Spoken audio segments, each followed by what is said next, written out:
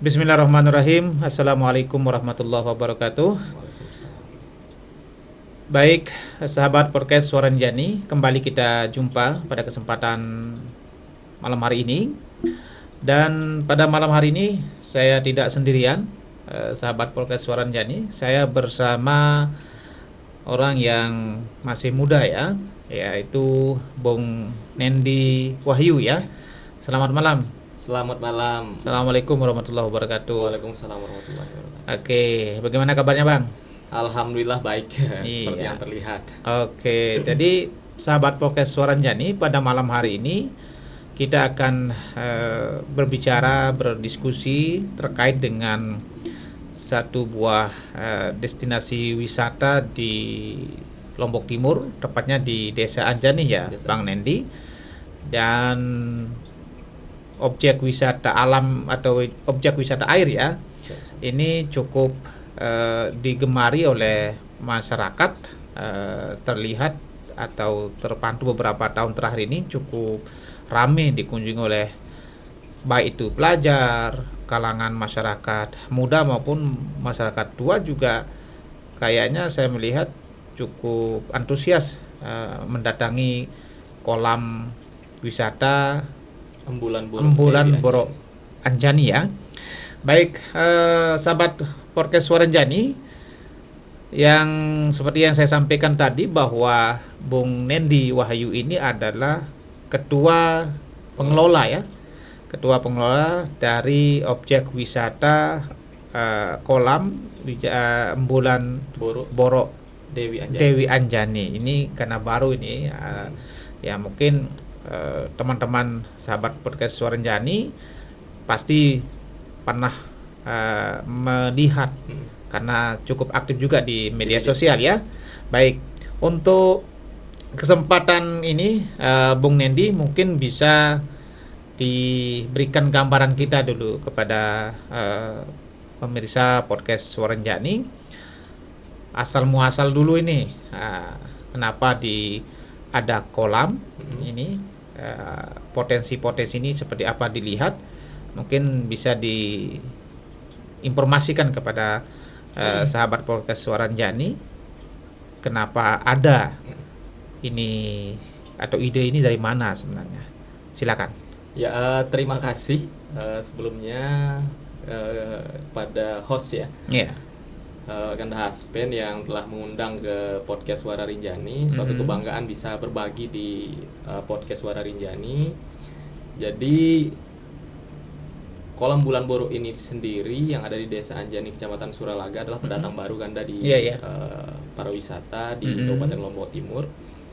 Tentu sejarah atau asal muasal adanya ide dan gagasan adanya kolam di Desa Anjani itu tentu tidak pernah terpikirkan sebelumnya. Iya.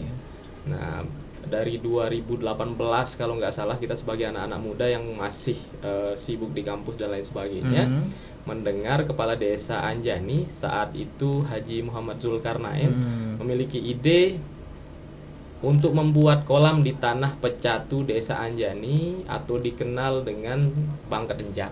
Oh, Bangketenjak. Ini pecatu desa ya.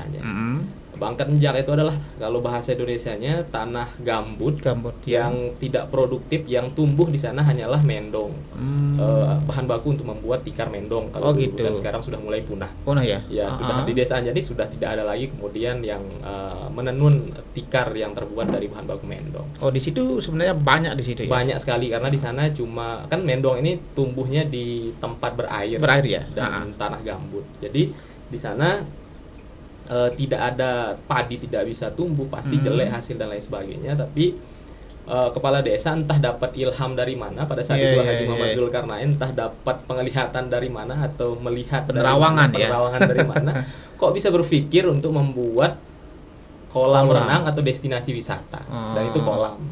Karena memang melihat adanya satu-satunya mata air di Desa Anjani yang bernama Pengembulan Boro. Pengembulan Boro ya. Pengembulan Boro itu Mm-mm. nama mata air yang ada di sana. Iya ya. Nah, sehingga di rapat-rapat Musdes dan Musdus itu Iya, mulai iya. di 2018 itu mulai digaungkan oleh Pak iya, iya. Kades saat itu. Mm-mm. Kemudian disampaikan di tengah-tengah masyarakat, dan menariknya Iya. pada saat itu banyak masyarakat yang kemudian menolak ide dan gagasan almarhum Oh, gitu. kepala desa Anjani. Tidak pada saat mulus itu. dong. Perjalanannya tidak mulus karena Iya, memang itu. masyarakat awam tidak memahami pada saat itu. Uh-uh. Lah, kok di tanah gambut, di tanah yang tidak produktif, Iya, iya. bahkan padi pun tidak bisa tumbuh di sana, Mm-mm. berpikir untuk membuat kolam Kolam. renang atau destinasi wisata. Karena di Desa Anjani kita melihat sendiri yang paling dikenal Desa Anjani, yang menjadi identitas Desa Anjani itu Iya, iya. adalah kota santri Kota pada santri, saat ya. itu. Uh-uh. Tapi Pak Kepala Desa entah sekali lagi dapat ilham Ah. dari mana, bersikeras Iya iya iya. untuk membuka kolam dengan niatan masyarakat dan pemuda Desa Anjani bisa diberdayakan Diberdayakan di di situ. destinasi wisata yang akan beliau Oh, buat pada gitu. saat itu. Jadi tetap artinya Pak Kades almarhum ya, Kades almarhum. Haji Zulkarnain itu kekeh ya Kekeh. pada pendirian bahwa ini ada potensi yang di tanda kutip ini mubazir loh. Kenapa tidak diberdayakan, bisa dimanfaatkan oleh masyarakat sehingga kendati ada penolakan itu pada akhirnya Semuanya berjalan dengan lancar karena memang kalau kita sebagai anak-anak muda pada saat itu melihat bahwa yang percaya ide dan gagasan Haji Muhammad Zulkarnain pada saat itu adalah dirinya sendiri. Oke. Dan beliau kekeh untuk menyuarakan terus dan lain sebagainya di musyawarah desa, musyawarah dusun, bahkan Oke. ceritanya pada saat itu beliau mengatakan bagaimanapun kita harus bangun kolam ini. Kolam ini ya. Kita keruk tanahnya. Mm-mm. Kalau kolam ini airnya tidak bisa mengalir, saya yang akan rugi. Oke. Bukan uang desa yang kita pakai. Berarti awalnya itu dari kantong pribadi dong. Awalnya. Ya, perjanjiannya dari kalau airnya tidak bisa naik, Oh, kita gitu. tidak bisa anggarkan melalui desa, saya yang akan Oke. rugi. Itu saking ambisi dan memang mungkin kepala desa pada saat itu melihat Yakin potensi, ya. Yakin bisa. meyakini ide dan gagasan Oh, itu gitu. bisa Sampai terrealisasi. dia rugian ini dia sendiri ya. Ya, kalau Oke. airnya tidak bisa naik, udah itu menjadi kerugian saya. Tapi Baik. kalau air itu bisa naik dan mengalir ke kolam, kita lanjutkan pembangunan. Itu Oke. bahasanya beliau yang kami dengar. Berarti awalnya ini menggunakan dana pribadi dulu nih. Walaupun nanti pada akhirnya mungkin bisa dianggarkan oleh APBDes ya. Nah, itu bagaimana itu meyakinkan masyarakat Desa Anjani yang multikultural ya pada saat itu mungkin banyak berpikir ini kok di pondok pesantren yang besar ada kolam renang ini. Mindsetnya masyarakat ini kadang kemana-mana ya kalau kolam renang ini. Nah, itu bisa meyakinkan masyarakat itu bagaimana tuh Pak Haji Karnain pada waktu itu, Zulkarnain itu. Jadi Pak Kepala Desa itu kita kan masih baru-baru tamat SMA pada saat itu, kemudian kita mendengar. Nanti waktu itu dengar juga, tahu. Dengar juga bahkan karena memang ikut di Musdus juga kan. Oh, gitu. Ikut di Musdus juga, akhirnya disuarakanlah di Musdus, musyawarah dusun, tepatnya di musola dulu kami ikut, disuarakan akan dibangunnya kolam. Iya, Tapi iya. masyarakat kan masih awam, Masih tidak ada awam, yang betul. paham apakah bisa kolam itu Berair, apakah bisa dialiri air ke sana dan lain kolam sebagainya, itu, ya. iya. Jadi entah bagaimana ceritanya, kami juga tidak terlalu mengikuti dulu karena memang masih belum Iya, care iya, iya. sama pembangunan dan lain Pembangunan, sebagainya yang ada di desa. Akhirnya Oke. pembangunan itu dimulai. Pembangunan itu dimulai Sekitar 2018 ya. sekitar 2019. 2019 itu Oke. dikeruk tanah area kolam itu kalau nggak salah sekitar 25 are. Oke. 25 are dikeruk untuk lokasi kolam. Mm-mm. Kemudian dibendunglah mata air yang bernama Pengembulan Boro ini. Pengembulan Boro ya. Kalau di Jawa kan umbul namanya. Iya, kalau iya, kita iya. di Pengembulan. Pengembulan. Jadi Ini dibendung. memang airnya tidak putus ya. Tidak putus. Alhamdulillah airnya memang sering dari dulu memang diambil sebagai air minum oleh masyarakat yang ada di gitu. desa Anjani. Dimanfaatkan untuk itu. Mm-mm. Sehingga itu yang dibendung, kemudian ternyata setelah dibendung kolamnya jadi, airnya mengalir. Bisa. Bisa ternyata, Oke. bisa. Akhirnya sesuai dengan perjanjian, Mm-mm. ketika air dari mata air Bisa dibendung dan bisa dialiri. dibendung dan mengaliri kolam yang kita buat, udah pembangunan kita lanjutkan. Lanjutkan. Oke. Akhirnya pembangunan dilanjutkan. Berarti semua perangkat desa dan masyarakat juga pada waktu itu termasuk BPD-nya juga Oke, care ya, ikut terbuka secara ya. care, karena memang sesuai dengan ini apa yang beliau katakan, Oke. almarhum katakan. Mm-mm. Sehingga perjalanannya setelah 50% pembangunan, setelah 50% pembangunan prosesnya jalan, Iya, iya. Desa Anjani mendapat musibah dengan Iya, iya. meninggalnya Meninggal beliau secara beliau. mendadak. Inisiator. Nah, Iya. inisiator pembangunan yang mempunyai ide dan gagasan itu meninggal di tengah Iya. perjalanan pembangunan kolam. sedang Ya, berpacu ini. sedang berpacu dengan ide dan gagasannya lah Oke. yang. Nah, akhirnya sempat pembangunan ini terhentikan. Berhenti bentar ya. Terhenti karena memang Desa Anjani setelah beliau meninggal ada PJS. Oke. Kemudian kolam ini terlupakan Karena bukan menjadi prioritas ya, mungkin. bukan menjadi prioritas. Oke. Sehingga pada prosesnya Mm. terjadilah PAW PAW, di 2020. PAW di 2020 akhirnya setelah naik kepala desa yang baru dengan proses PAW, Muhammad Said SP, ternyata yang menjadi prioritas utama dari kepala desa yang baru terpilih adalah yang pertama keamanan, Iya. kemudian melanjutkan pembangunan kolam wisata Bulan Boro yang hari itu belum ada nama ya, masih 50% ya. Masih 50%, belum ada nama.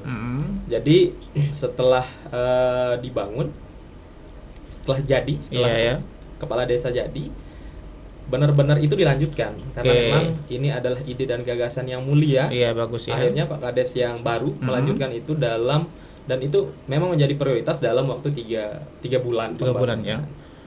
Nah, begitu. Setelah dinahdoi oleh Kades yang PAW ya, Pak Muhammad Said ya waktu itu, progresnya itu seperti apa? Targetnya apakah setahun atau apa itu? Targetnya dulu 3 bulan. 3 bulan ya. 3 bulan, saya lupa ingat terkait dengan bulannya. Yang jelas 3 bulan dikerjakan, 3 bulan dikerjakan, langsung itu jadi, kemudian di launching, dibuka 1 minggu untuk umum. Masyarakat Desa Anjani semua digratiskan untuk masuk dalam kolam itu. Seminggu full ya. Seminggu full. Untuk mempromosikan, memberikan ini loh hasilnya, ini loh rasanya. Itu 1 minggu. Berarti secara umum masyarakat luas. Secara umum masyarakat luas datang. Dan bagaimana responnya? Luar biasa responnya. Notabene-nya kan masyarakat Desa Anjani karena memang belum ada siarnya keluar melalui media sosial. Belum terkenal ya. Ya, belum ada pengelola dan lainnya. Akhirnya banyak yang datang, banyak yang upload di media sosial. Setelah 1 minggu baru dibentuklah pengelola. Dibentuklah pengelola, akhirnya ada yang jaga loket, ada yang jaga kebersihan, ada yang lain sebagainya, penjaga malam. Itu masih sederhana ya? Ya, masih sederhana itu. Dan alhamdulillah sampai hari ini kita melihat bahwa prosesnya sampai hari ini kolam Bulan Boro Dewi Anjani yang semulanya tidak diyakini adanya destinasi wisata oleh kebanyakan masyarakat di Desa Anjani, akhirnya bisa berpacu dengan destinasi wisata yang lain yang sudah lama dan akhirnya bisa pilihan dari sekarang utama malah kalau di Lombok Timur terutama. Karena saya melihat dari uploadan teman-teman pengelola di media sosial cukup intens sekali mengkampanyekan atau mempromosikan bulan wisata air itu.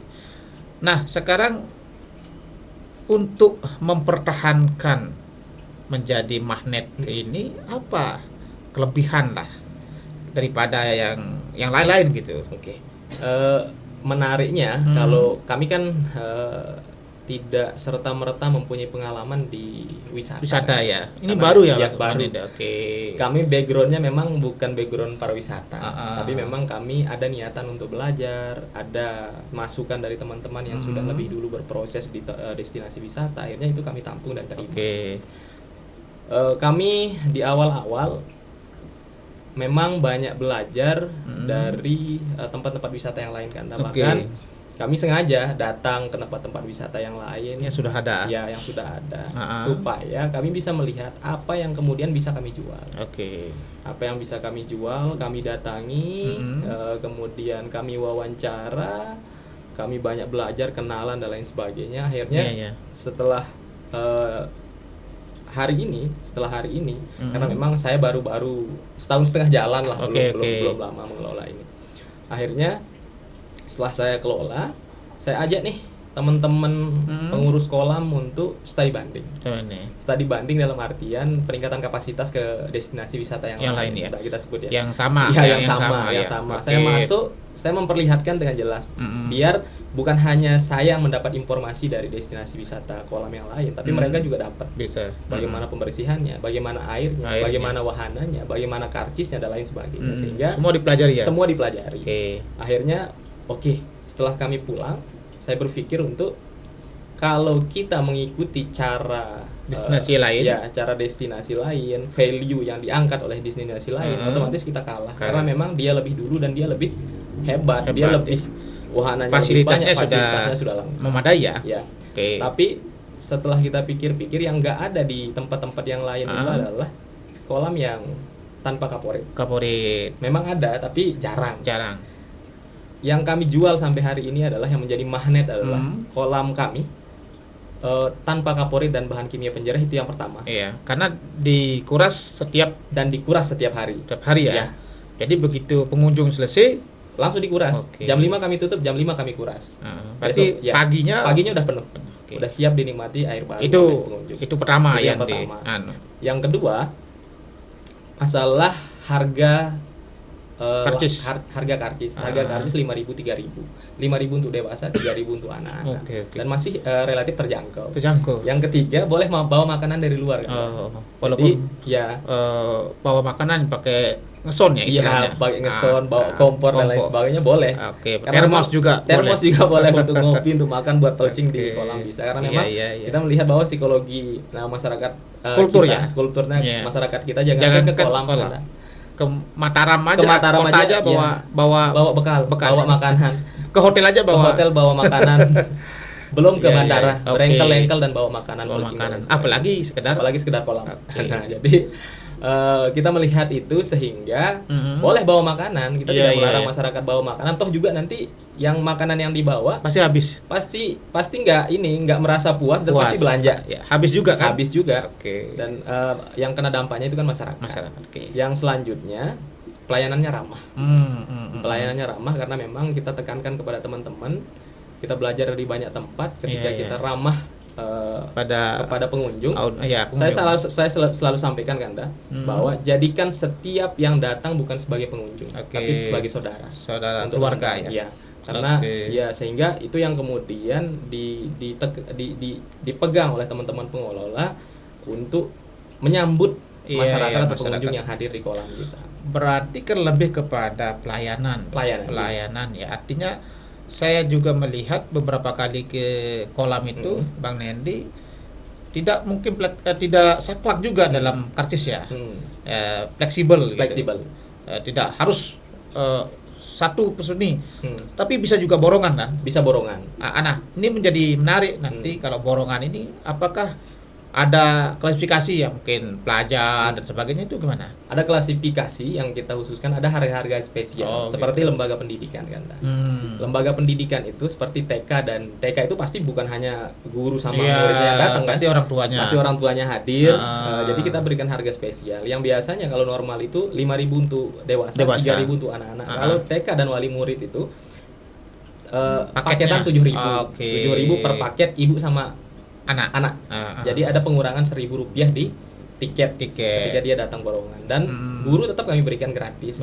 Dalam 25 siswa kita kasih 5 orang guru gratis. Karena toh juga guru kan paling jaga-jaga anak muridnya kan, nggak mungkin mandi kan. Toh juga, nah itu kita tidak itu kita ringankan. Jadi tidak saklek ya. Tidak saklek. Dan ini menjadi daya tarik dong. Dari hasil pengamatan Bung Nendi selama ini, memang kekuatannya di situ ya, salah satunya adalah pelayanan yang ramah, tidak mengekang masyarakat, harus dibatasi makanan, airnya juga harus paginya pasti air yang baru. Nah, selain itu apa? Membuat kolam Bulan Boro Dewi Anjani ini menjadi primadona masyarakat kita. Ya. Salah satunya yang paling sering kita wawancarai pengunjung adalah harga makanan yang sama dengan harga yang di rumah Anda. Gitu. Ya, harga kopi masih 3.000-an. Kemudian harga kopi ini di sekelas tempat atau destinasi wisata. Ya. masih pop mie 7.000 8.000. Jadi murah Berarti meriah, sama iya. di kios-kios yang masyarakat Kios-kios yang biasa lain. dong. Kalau air mineral harganya di rumah Hmm. 3.000, di kolam juga 3.000. Sama. Ini destinasi wisata. Oh. Nah, pertanyaan destinasi wilayah. Harga parkir juga masih relatif relatif. murah, masih Iya, relatif iya, iya. terjangkau lah. Jadi itu juga Itu juga yang kemudian mempengaruhi, ya, terus menjadi magnet tersendiri magnet nih. tersendiri. Selain itu mungkin event ya sering. Event. Uh-uh. Sering sekali kami adain event-event yang sifatnya hiburan kan. Hiburan, oke. Contohnya kemarin kami pernah ngadain begasap. Oh, Be- ini sangat Mm. legend ya, legend Iya. ya, legend sekali ini. Legend gitu. Tradisi ala Sasak itu. Iya. Begasap ini kan mencari Ikan. ikan di air yang kecil ya. Kecil gitu. Nah, itu bagaimana itu? Bagaimana sistemnya itu? Sebenarnya ini adalah adat budaya masyarakat Desa Anjani yang kemudian kami modifikasi kan, Mbak. Oke, Karena dibuat jadi event dibuat ya. jadi event. Hmm. Kalau dulu kan mulai musim kemarau masyarakat Iya, iya. Desa Anjani menjelang menjelang musim air, kemarau, iya ya. betul. Kalau dulu namanya nempas. Oh, nempas. Nempasan lah. Nempasan. Masyarakat ketika musim kemarau turun ke Koko Belimbing. Iya. Koko Belimbing kan airnya udah surut nih. Turut nih. Iya, Nah, betul. jadi masyarakat ketika air surut udah Berlomba cari udah ikan. cari ikan dengan tangan tangan kosong. Oh. Kemudian ada udang, Macam-macam kemudian lah. ada kepiting dan lain Ah, sebagainya. Dan oke. itu kami modifikasi. Kalau namanya nempasan hari ini kami adakan event, nggak nggak menarik. Oke. Nggak menarik. Tapi kalau kita bilang Begasap. begasap, ini kan konotasinya Ya, lebih iya, ada negatif juga ya. negatif juga, tapi lebih kita arahkan ke ikan ini. Setelah Oke. kita posting Mm-mm. menjadi perbincangan di tengah Oh, masyarakat. gitu. Ada yang bilang A, ada yang bilang B, ada Oke. yang negatif, Pro kontra dan lah. pro kontra. Oh, berarti Eh, jualan kita laku nih. Oke. Nah, jadi ketika kami merasa jualan kami laku, akhirnya udah Oke. kita gas adain. Itu berapa pesertanya itu? Eh, Dihitung nggak atau? dihitung ganda. Oh, Karena strateginya begini. Begasap adalah salah satu event untuk membuat semua orang membeli karcis. Karena selama ini kan masyarakat Desa Anjani tidak terlalu dibebankan untuk membeli karcis. Oke. Kalau yang paham, karena masyarakat pemuda Desa Anjani juga yang Punya. membersihkan dan lain Oke. sebagainya, itu cara untuk kemudian Mm-mm. mengharuskan masyarakat Desa Anjani membeli karcis. Persis. Dan semua pengunjung itu membeli karcis Karena satu-satu. Event itu. Ya, tidak ada Oke. borongan pada saat itu Ganda. Oke. Tidak ada borongan Jadi karena semuanya ingin satu begasap. orang Ya, satu karcis. ya.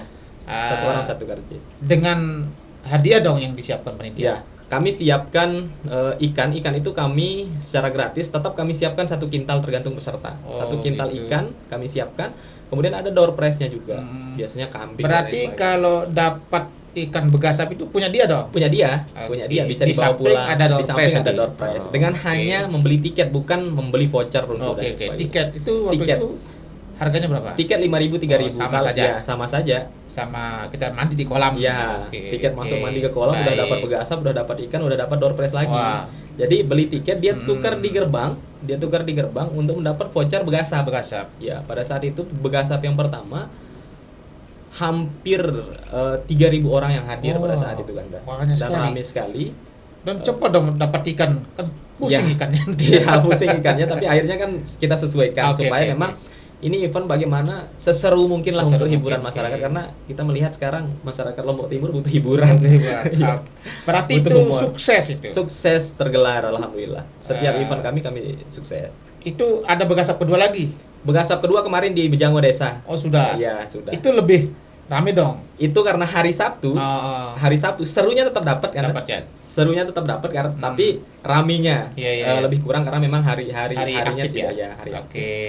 Nah, selain event begasap itu apa event yang sudah dilakukan di Mm-mm. kolam Bulan Borok Ya. Anjani ini untuk menjadi daya tarik magnet wisatawan? Kami kemarin buat nyelalu, Hmm. event nyelalu ada senam massal, pemeriksaan kesehatan gratis dan ada door prize 10 ekor kambing. Oh, Ya. nyelalu itu apa? Nyelalu itu mampir kan dah? Oke. Ya, jadi setiap orang yang melewati Lombok Timur bisa nyelalu di kolam Oke. Bulan Borok Dewi Anjani gitu. Tetap juga dengan syarat yang disiapkan sama panitia dong. Ya.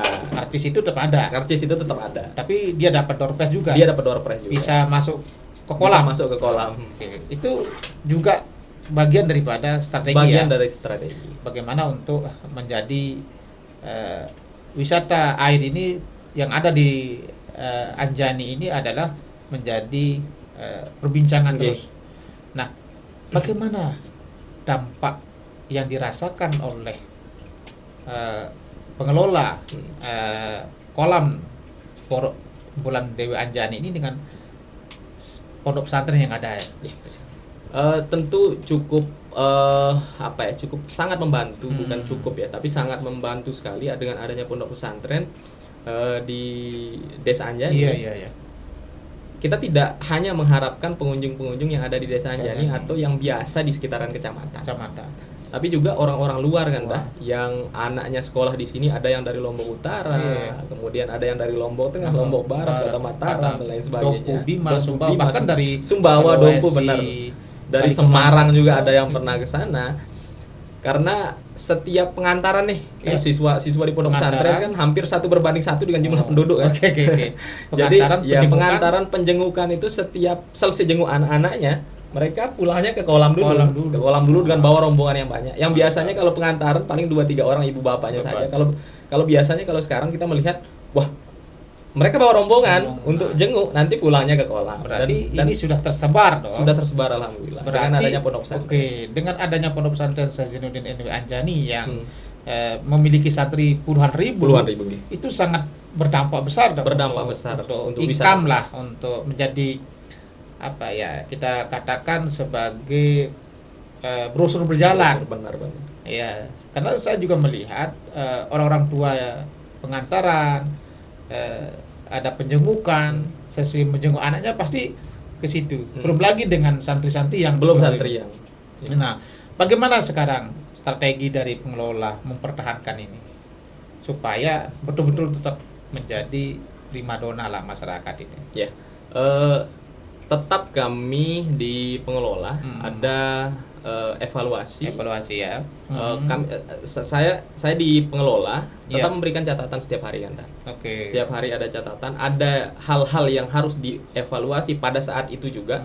Ada juga evaluasi rutin yang kita laksanakan setiap 1 bulan sekali, dan itu wajib, tidak pernah luput dari evaluasi semua pengelola.